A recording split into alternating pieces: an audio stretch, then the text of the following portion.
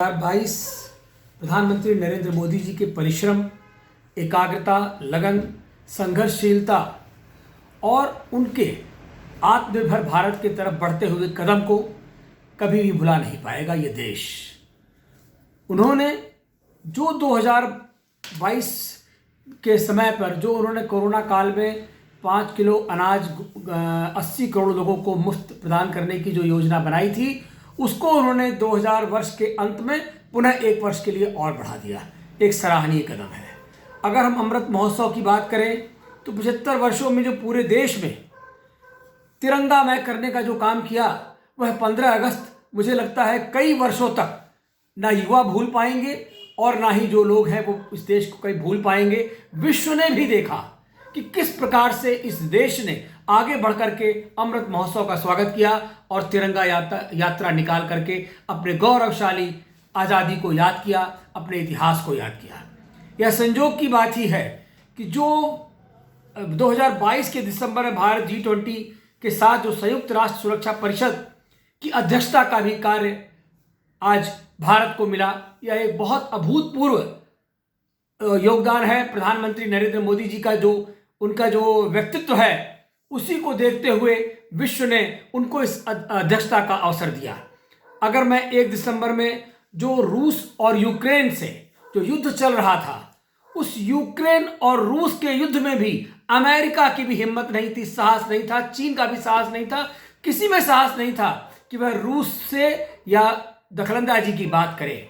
एक तरफ America Ukraine के ऊपर हाथ रख करके युद्ध करा रहा था और पूरा विश्व शांति की तलाश में था। तो ये बौद्ध का यह दर्शन, जो बुद्ध का दर्शन जिसकी उत्पत्ति इस भारत से हुई है, सत्य, अहिंसा और त्याग की जो धरती भारत है, जहां एक नहीं अनेक महात्माओं ने, महान आत्माओं ने जन्म लिया है, उनकी धरती यह भारत पुनः एक बार साकार हुई कि एक विश्व गौरव के रूप में भारत का उत्थान हुआ। और प्रधानमंत्री नरेंद्र मोदी जी ने न केवल रूस के प्रधानमंत्री प्रेसिडेंट पुतिन से बात की, बल्कि यूक्रेन को भी सलाह दी, अमेरिका को भी नसीहत दिया कि यह पूरे विश्व की अमन और चैन और शांति के लिए खतरा है। इस युद्ध को तत्काल विराम लगाएं और आपसी व्यवस्था से बात करें। युद्ध किसी समस्या का हल नहीं है। यह कहने का कार्य भी प्रधानमंत्री नरेंद्र मोदी जी ने करके दिखाया और मुझे लगता है कि विश्व के पटल में यह एक अभूतपूर्व कार्य हुआ।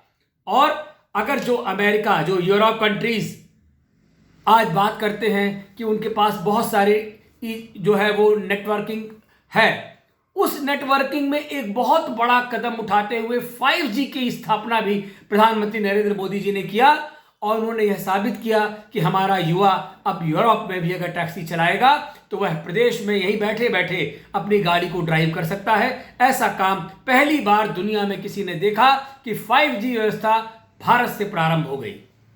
जो 5G नेटवर्किंग की व्यवस्था प्रधानमंत्री जी ने दिया, आज विश्व की सबसे बड़ी अर्थव्यवस्था में हम 5वीं अर्थव्यवस्था बनकर के उभरे हैं, युवाओं के सबसे बड़े देश के रूप में उभरे हैं। उन सबको मार्गदर्शन देने का काम, एनर्जी हमारे पास है और उस एनर्जी को अगर डायरेक्शन ना मिले तो कितना बड़ा विस्फोट हो सकता है। उस युवाओं के विस्फोट को भी रोकने के लिए प्रधानमंत्री नरेंद्र मोदी जी ने दिशा देने का काम किया। मैं समझता हूं कि इस प्रकार से अनेक चीजों में, चाहे वो 2020 करोड़ जो कोविड टीकाकरण का काम किया, वही एक इतना बड़ा कारण रहा है कि 220 करोड़ कोविड टीकाकरण के माध्यम से आज उत्तर प्रदेश ही नहीं पूरे देश को हमने सुरक्षित रखा। जबकि चीन जैसे यूरोप कंट्रीज में आज जगह जगह पर लोगों की, जिस कोविड के जो लोग कोविड के शिकार हुए, वहां कितनी बड़ी मृत्यु का सामना करना पड़ रहा है। किस दुर्दांत स्थिति से बचाने का काम भी प्रधानमंत्री नरेंद्र मोदी जी ने किया है और मैं मान के चलता हूं कि 2023 इससे भी ज्यादा उपलब्धि भरा रहेगा। यद्यपि विगत